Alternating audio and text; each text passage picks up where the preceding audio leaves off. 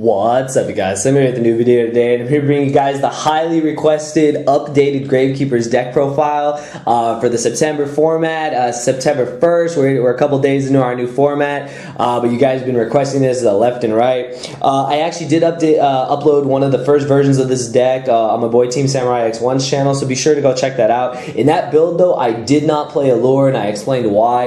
I read a lot of the comments, a lot of the feedback on the deck. I did a lot of testing. I changed a couple things around, and I did actually in the end up fitting in 3 Allure of Darkness into this build. We all have a joke, my boy Gage, Nick Giles, we all have a joke that we're calling this deck Royal Tribute Turbo because, you know, you just kind of just draw horror into Royal Tribute, and Royal Tribute's just, you know, the nuts. So yeah, I'm just getting into the deck profile. I hope you guys will like it. Be sure to smash that like button. 40-50 plus likes would be awesome. So here we go. I'm just so excited to be profiling these guys again. So yeah, so we'll start with the monsters. 3 copies of Spy, of course. 3 copies of Command It to search the best field card ever. Honestly, one of the best cards in the game, I think, still.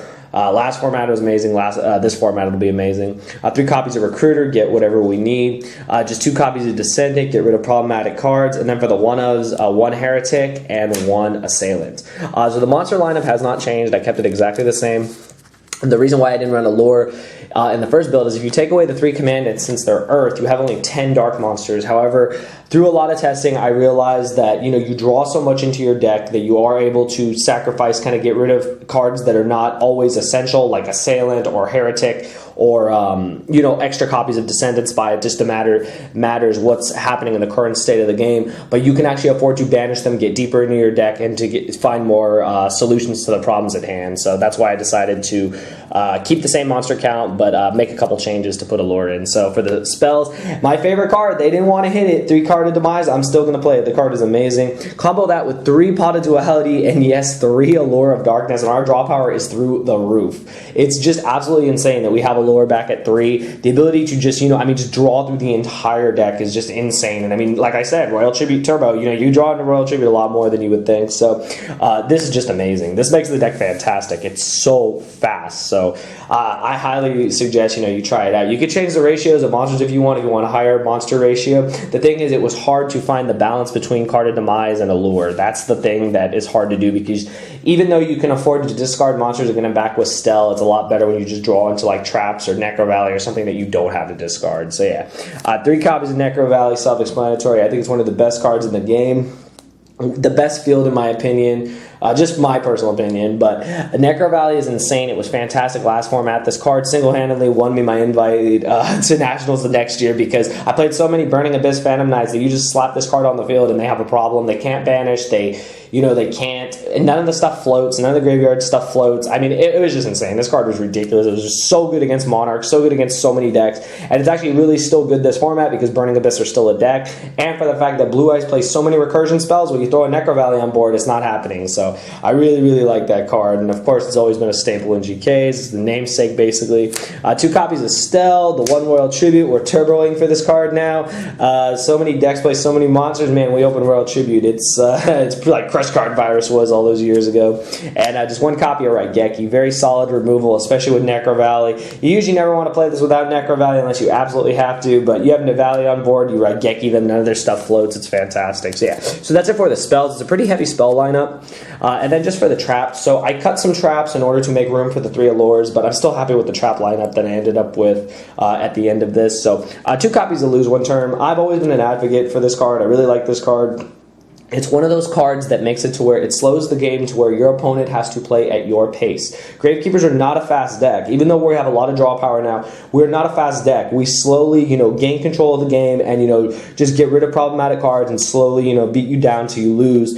And what I like about Lose One Turn is that it gives you that extra time to, you know, draw into your combo pieces, to establish what you're trying to on the board, and being able to slow down all these decks that special summon, that are all special summons like Blue Eyes, Burning Abyss. All their guys are in defense mode. They can't get to your life points, and then you're able to, you know, knock them off with Descendant. You know, you do your combos, make your XYZs. if you need to, but with lose one turn, you usually never want to. You basically just are beating them down because your guys are so big with Necro Valley. Beat them out with your traps, and then like really just slow them down to play at your pace because we will out-resource them in the end. So I really, really like that card. I hope people will play it. 2 copies of Quaking. I cut from 3 to 2 to make room for the Allure. I like Quaking a lot. I wish I could play Drowning in the deck, but we usually always have a monster, so Quaking was the the best alternative.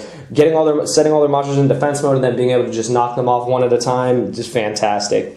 And then 2 copies of Dark Bribe. Now, I kept the Dark Bribes in. A lot of people don't like this card, but here's the thing you need to realize is that Dark Bribe can stop so much more than just Twin Twister. It can stop pretty much everything. It can even stop a Solemn Strike, which is huge because you can get Solemn Strike and that can honestly like really just hurt you when you don't run that many monsters. When you're very, you're flipping a Spy is very important and you want that effect to resolve. And say they Solemn Strike you. If you counter it with a Bribe, if they draw into another Solemn Strike, they draw into another Solemn Strike, but it doesn't do anything at the current time.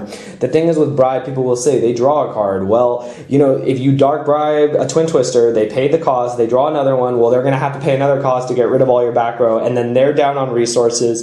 In the end, Dark Bribe is very flexible. It has the ability to stop so much more than Twin Twister. I highly suggest people play it. If people don't want to play it, that's fine. There's alternatives. You can play cards like Magic Drain. Huge Revolution is over. Starlight Road. Or even you can go as far to play Solemn Scolding if you really want to. But I feel that Solemn Scolding is not a solid card in this main deck. You could play cards like Magic Drain. I think Magic Drain is good. Huge Revolution is over. Is not something I would see in the main deck. Starlight Road is a nice alternative. You do get a Stardust Dragon out of it.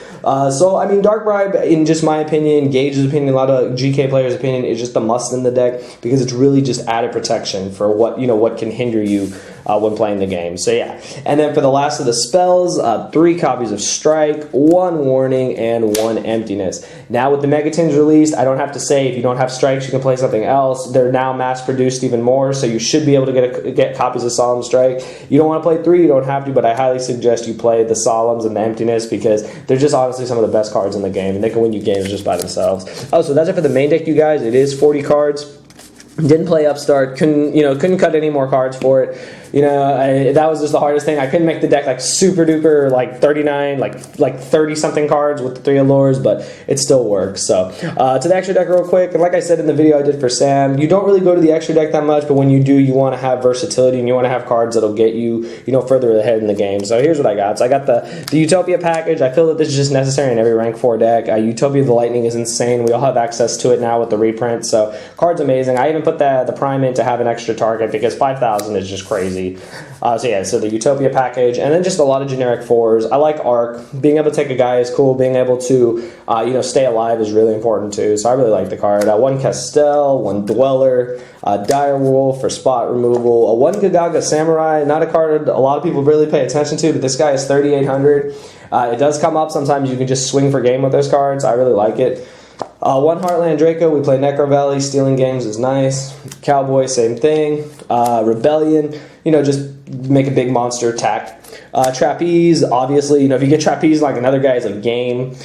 Key Beetle to lock Emptiness or to lock Necro Valley. 1 Gemini Pearl is actually slowly becoming one of my favorite rank 4s in decks like this because the ability to get around, lose 1 turn, and the ability to be just a big monster that can get over problematic guys. Like Blue Eyes Blue Eyes comes up, their alternative or whatever, it's in defense, you just smack it with this, just really cool. And then I played 1 rank 3 for the rare situations that it might come up that we have 2 recruiters that we can't do anything with. I put Grand Pulse. I thought it was the best rank 3 for the fact that it is back row removal and it does have 2,800 defense. That's a lot harder for most decks to get over, so that's what I ended up putting as the 15th card. So that's it, you guys. That is my updated Gravekeeper's deck profile for this now September format. I hope you guys enjoyed it. If you did, please smash that like button. Let me know anything you would change in the deck. Definitely test out the 3 allures. That's what I did. I did a lot of testing online to really see the ratios that I wanted, and through the testing it's been done really well for me. Now I know that's only online testing. I've solitaired a lot of hands, and I really just like the ratios that I get with the deck. I mean, we're not overdoing it with traps. We're playing traps that are just absolutely necessary. I feel like these traps are absolutely necessary.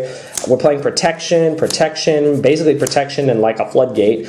And then we're just playing just very versatile spells that just do what we need them to do. I mean, Gravekeepers is self-explanatory with a lot of these cards, but we get to what we need to, and we lock the opponent out of the game, and we just, we slowly build back our advantage. And I feel that that's, how the deck should play, and I think it's great. So I hope you guys enjoyed it. If you did, leave a like. I have a lot of other deck profiles coming soon, so I hope you guys will stay tuned. And yeah, I'm just going to keep playing Gravekeepers, keep having them as a deck on the side until I can't play them anymore. But as long as I keep Carded Demise around and they want to keep Allure at 3, we're in business, you guys. So I hope you guys enjoyed it. If you did, smash that like button. I'll see you guys in the next video. Thank you for watching.